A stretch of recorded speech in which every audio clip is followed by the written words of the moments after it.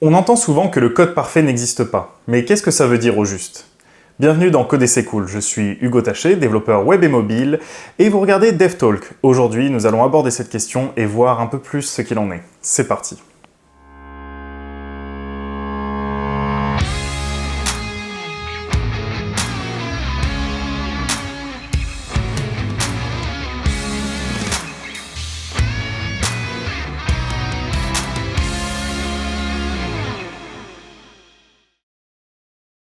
Alors en fait, pour résoudre cette question, on va aborder 3 points. Le premier, c'est qu'il existe plusieurs façons d'écrire un même programme. Le deuxième, c'est qu'un code se perfectionne avec le temps. Et le troisième, c'est que le développeur lui-même se perfectionne avec le temps. Alors, est-ce qu'on peut parler de code parfait ou que c'est impossible ? Je vous donnerai ma vision à la fin de la vidéo, alors restez jusqu'au bout. Alors, pour commencer, j'aimerais bien mettre de côté une idée, c'est que beaucoup de développeurs en fait vont vous dire ça, le code parfait n'existe pas.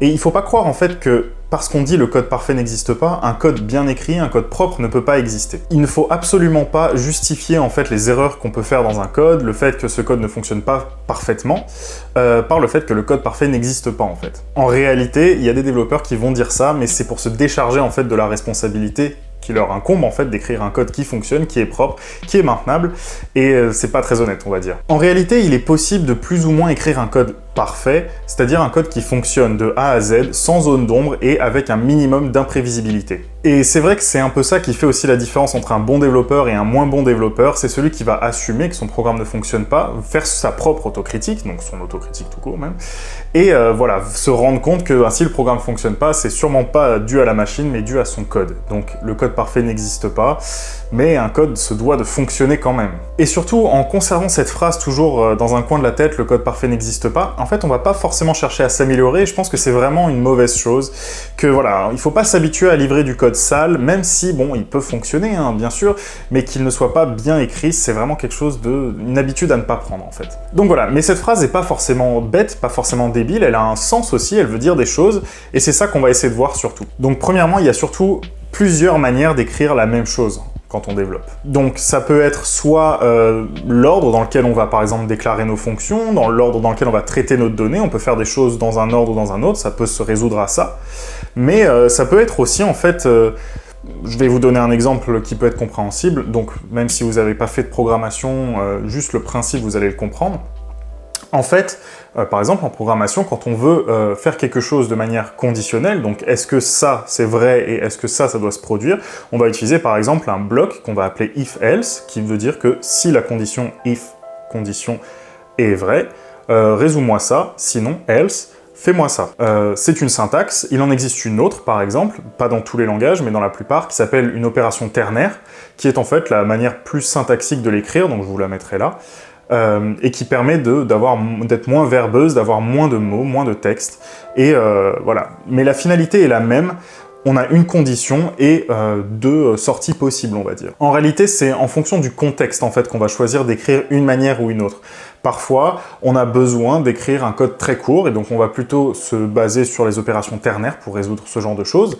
Donc typiquement, on va être, imaginons, dans un framework classique front-end, et on veut afficher quelque chose à un endroit dans notre template, par exemple, ça va être plus pratique, plus propre dans notre code d'utiliser une opération ternaire qui va être compréhensible et qui va afficher l'une ou l'autre des solutions. Parfois, dans une fonction qu'on va écrire, on a besoin d'être très descriptif, de comprendre exactement ce qui se passe, et puis même parfois, on va avoir plusieurs sorties, pas seulement deux, et donc if-else peut être un peu limité, et dans ce cas-là, on va utiliser plutôt une syntaxe comme celle-ci, if-else. Donc voilà, on voit que même au sein de la syntaxe, en fait, on peut avoir plusieurs manières d'écrire le code qui vont résoudre en fait le même problème et apporter la même solution. Et d'ailleurs, l'exemple que je vous ai donné par rapport au bloc if-else ou aux opérations ternaires, eh bien, on pourrait même se dire l'inverse, et en fait, c'est vraiment en fonction du contexte, en fait, en fonction du moment où on veut l'écrire, qu'on va utiliser l'un ou l'autre, et il n'y a pas vraiment de règles. Et c'est ça qu'il faut comprendre, c'est que comme il n'y a pas de règles, en fait, sur ce type de syntaxe, sur ce type d'utilisation, eh ben, tout simplement,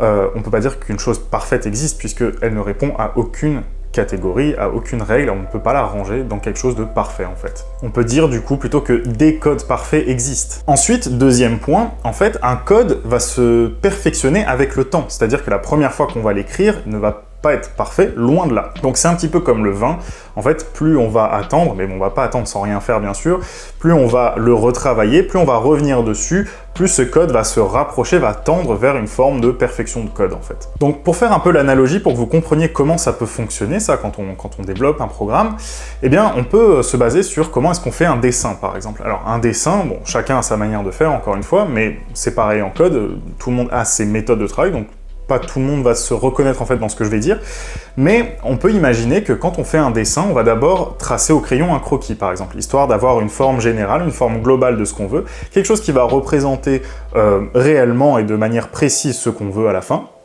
mais qui ne représentera pas du tout le produit fini qu'on veut, le dessin final en fait. En code, ça va être un peu pareil, c'est-à-dire que notre croquis, ça va pas être un brouillon, ça va pas être quelque chose comme ça va être un code fonctionnel de A à Z du coup, qui nous donne les solutions qu'on attend, qui nous permet parfois d'avancer sur des points dont on a besoin, en fait on a besoin de terminer ce code-là, qu'il fonctionne pour passer à autre chose, et on va pas forcément écrire le code le plus propre possible, on va juste vouloir qu'il soit fonctionnel. Du coup ça arrive que des fois, dans la précipitation, on va donner des noms pas tout le temps corrects à nos variables, on va utiliser des petits hacks pour faire des choses, alors qu'on devrait chercher comment les faire de manière propre, avec les bons usages par exemple.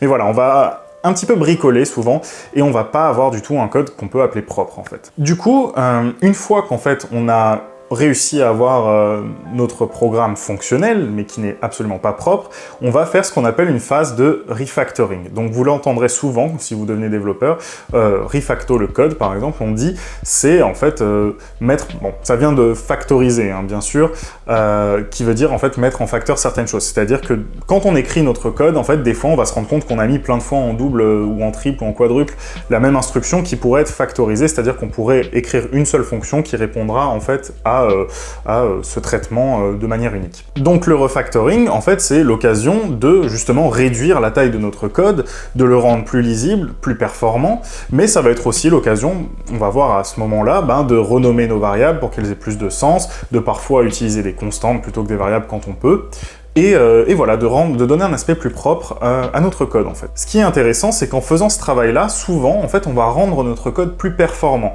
C'est-à-dire que souvent, on va déclarer des variables inutiles, on va utiliser des fonctions beaucoup trop longues ou des boucles qui n'ont pas à être des boucles à cet endroit-là parce que c'est inutile, par exemple.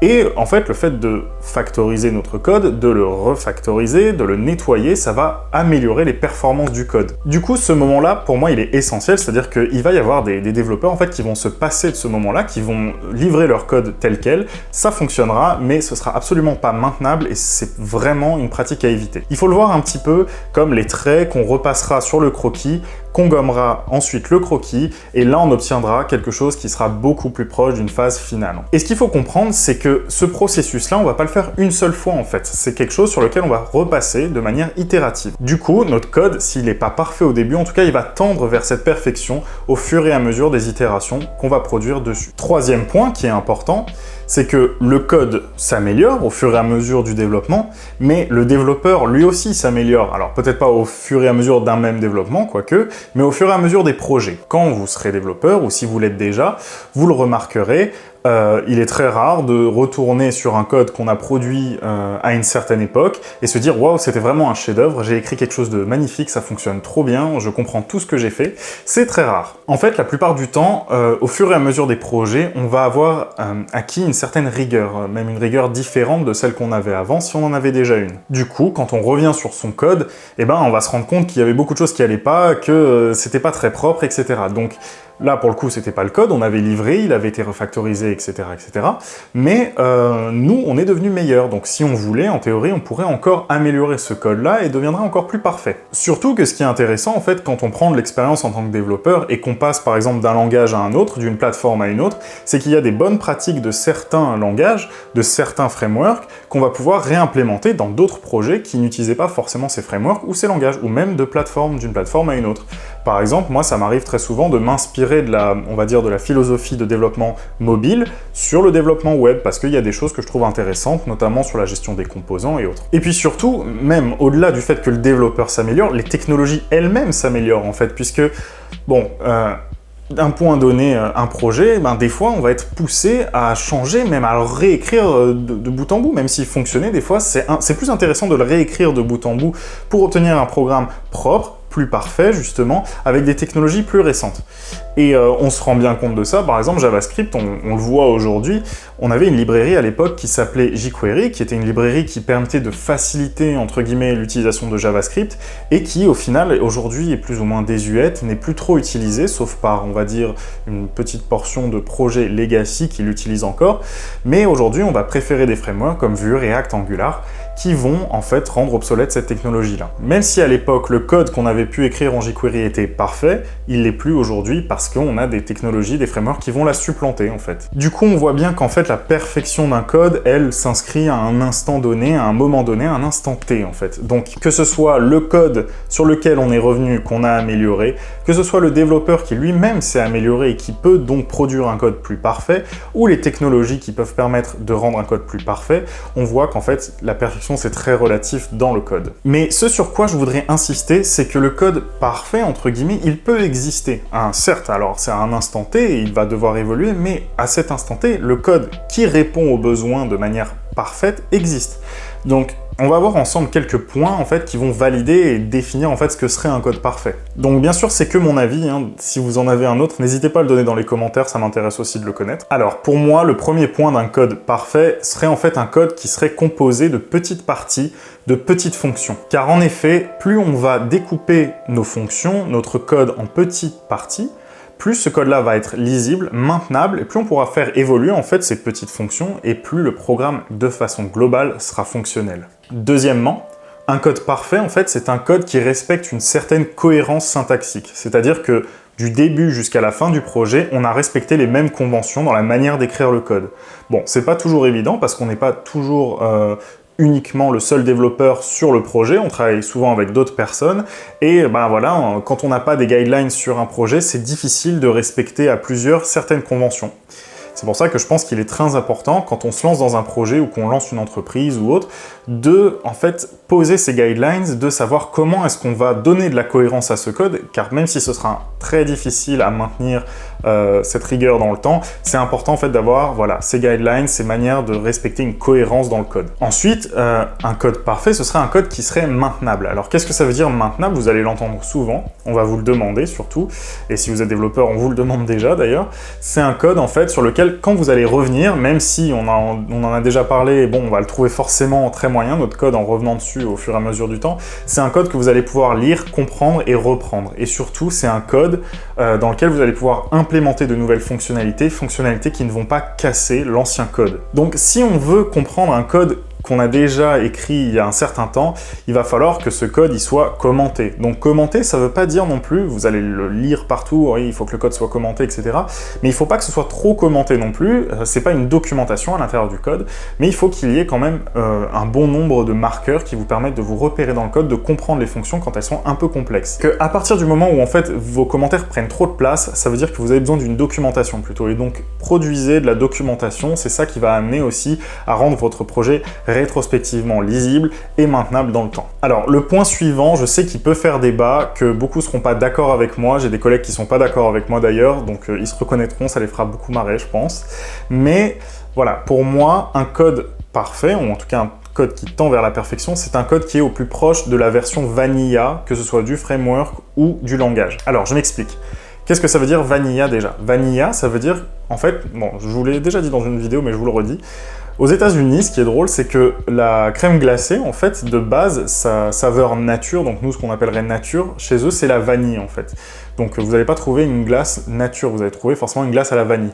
Et du coup, ils ont, enfin, c'est une expression qui vient des États-Unis qui dit vanilla, ça veut dire au plus proche du langage naturel, de la base, en fait, du cœur de soit notre langage, soit notre framework. Du coup, vous allez voir beaucoup de librairies pour, en fait, simplement rajouter ce qu'on appelle du sucre syntaxique, par exemple, ou pour rendre très abstrait, donc abstrait dans le sens faciliter certaines fonctionnalités des langages des frameworks, et je vous déconseille de forcément sauter dessus. Donc ce que j'entends par là, c'est qu'il y en a beaucoup qui sont très utiles, dont certaines fonctionnalités sont très utiles, que ce soit par exemple des kits d'interface, que ce soit du sucre syntaxique pur, style Sass pour le CSS par exemple, ou Pug pour l'HTML.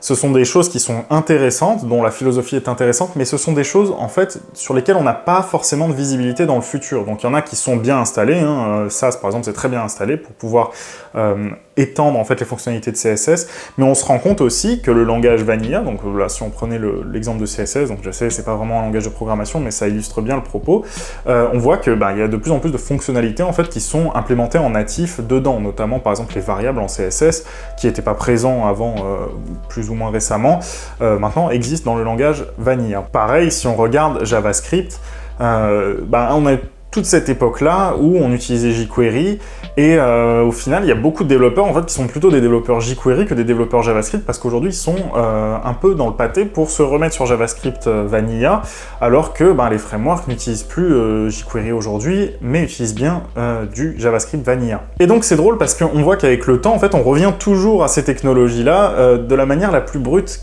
dont elles étaient conçues à la base, quoi. Du coup, je vous conseille, n'abusez pas des librairies, utilisez-les à bon escient, n'abusez pas du sucre syntaxique, essayez de comprendre votre code, et si vous le comprenez, vous n'aurez aucun mal à l'écrire de la manière la plus vanilla possible.